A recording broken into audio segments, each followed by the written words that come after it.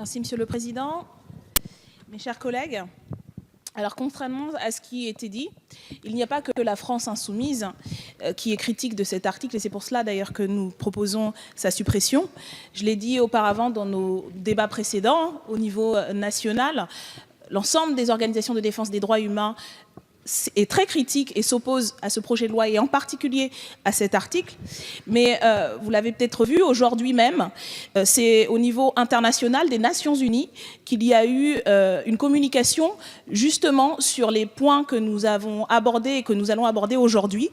Rien moins que la rapporteuse spéciale des Nations Unies sur la protection des droits de l'homme dans le contexte de la lutte contre le terrorisme, donc pas une gauchiste ni une laxiste qui ne saurait pas de quoi elle parle, et le rapporteur spécial sur la défense des droits humains ont fait une communication pour critiquer cet état d'urgence permanent, encore une fois leurs mots, en disant par exemple que la normalisation par ce projet de loi des pouvoirs d'urgence menace gravement l'intégrité de la protection des droits en France, tant dans le cadre de la lutte contre le terrorisme que plus largement. Alors on leur fera peut-être le procès de ne pas savoir de quoi ils parlent ou d'être laxistes ou de ne pas avoir conscience de la réalité du risque terroriste. On parlera peut-être d'islamo-gauchiste, mais franchement, chers collègues, je pense que nous avons toute la mesure du risque qui existe en France et au niveau international, et ces personnalités, ces juristes, ces magistrats l'ont tout autant que nous. Et quand ils édictent ce genre de communiqué, c'est qu'il y a un problème grave et sérieux dont on devrait prendre compte. Sur cet article en particulier, mes collègues l'ont déjà indiqué, nous avons une stratégie d'enrobement avec effectivement le terme de visite et saisie qui mélange d'ailleurs différents termes administratifs. Nous avons une série de fragilités juridiques. Et surtout, nous n'avons rien qui permet de faire avancer la prévention. Nous avons déjà, comme cela a été dit dans l'arsenal, des possibilités de le faire, mais au niveau judiciaire. Et c'est pour ça que nous demandons la suppression de cet article, parce que ça ne prévient pas les actes et ça... Merci, Monsieur le Président. Je voulais réagir à certaines interpellations, puisque de toute évidence, nos collègues n'ont pas lu l'entièreté des amendements que nous proposons. Comme je l'ai dit au départ, nous avons 48 amendements, dont la majorité sont des amendements de proposition, de rappel à droit constant. Nous avons, lors des débats de la Commission, également lors des débats des auditions menées par la Commission, participé, entendu et écouté. Alors peut-être que les uns et les autres n'avons pas écouté attentivement tout le monde, parce que lors de ces auditions également, le syndicat des avocats de France, la CNCDH, la Ligue des droits de l'homme et j'en passe, ont exprimé leur désaccord avec ces propositions et notamment l'article 4. Donc effectivement, il y a eu tout un ensemble de prises de position et elles n'allaient pas toutes, malheureusement, et je pourrais dire même majoritairement, elles n'allaient pas toutes dans le sens des propositions du gouvernement. J'ai rappelé l'avis de multiples organisations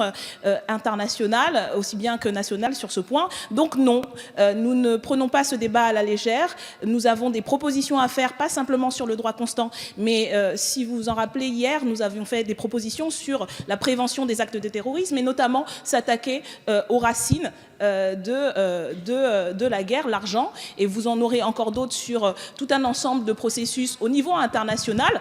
Malheureusement, vous n'avez pas été convaincus par les premiers amendements de proposition d'élargissement de la focale pour véritablement prévenir ces actes-là. Nous espérons que vous le serez peut-être avec un peu plus de réflexion, parce que justement, nous ne faisons pas de procès d'intention en prétendant que personne n'aurait conscience du danger. Nous ne faisons pas de procès d'intention en disant que certains seraient laxistes. Nous comprenons la gravité de ce débat et nous nous inscrivons en positif. Simplement, nous pensons que les méthodes aujourd'hui vont à l'encontre de l'objectif qui est fixé et c'est dans ce sens que nous travaillons très sérieusement à proposer une alternative à un projet de loi que toutes les organisations de défense des droits humains au niveau national et international critiquent précisément sur ces points. Alors s'il vous plaît, si vous ne pouvez pas nous entendre, nous écouter, nous prendre au sérieux, au moins prenez au sérieux des personnes qui sont au fait de ce sujet que vous ne pouvez pas contester. Merci Madame la députée. Merci Monsieur le Président, Madame la Ministre, mes chers collègues. Les mesures que propose ce projet de loi doivent être accompagnés d'une évolution nécessaire de notre système pénal. Sur une question, il était question précédemment des contrôles d'identité du point de vue de la police et des forces de police. Il faut également, si nous voulons effectivement permettre une véritable cohésion sociale et apaiser les tensions qui existent malheureusement aujourd'hui entre la police et la population, mieux encadrer ces procédures. Aujourd'hui, les organisations des droits humains sont nombreuses à dénoncer l'inertie des pouvoirs publics sur le sujet, que ce soit la Ligue des droits de l'homme, la GISTI, le syndicat des avocats de France.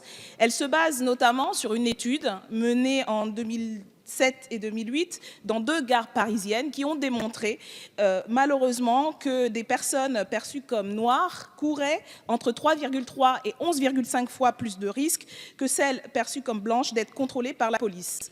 Les personnes perçues comme arabes couraient quant à elles entre 1,8 et 14,8 fois plus de risques que celles supposées blanches. Cette étude a conclu à la nécessité de mettre en place des récépissés d'identité. Malheureusement, nous n'avons pas pu proposer un amendement sur ce sujet, étant donné que l'article 40 refuse que nous mettions en place de nouvelles charges, ce qui est en même temps contradictoire avec ce qui est dit de la nécessité de mettre plus de moyens pour prévenir la commission d'actes terroristes et donc de donner les moyens, y compris aux agents de police, de pouvoir faire leur action dans un climat apaisé et de cohésion. C'est pourquoi nous proposons cet amendement pour mettre à plat et faire évoluer les pratiques. Comme le dit la LDH, les contrôles d'identité doivent être mieux encadrés. La CNCDH a recommandé notamment au pouvoir public d'assurer la traçabilité de ces opérations. La Cour de cassation a confirmé dans une condamnation que l'État était coupable de discrimination dans les contrôles d'identité. Le défenseur des droits également.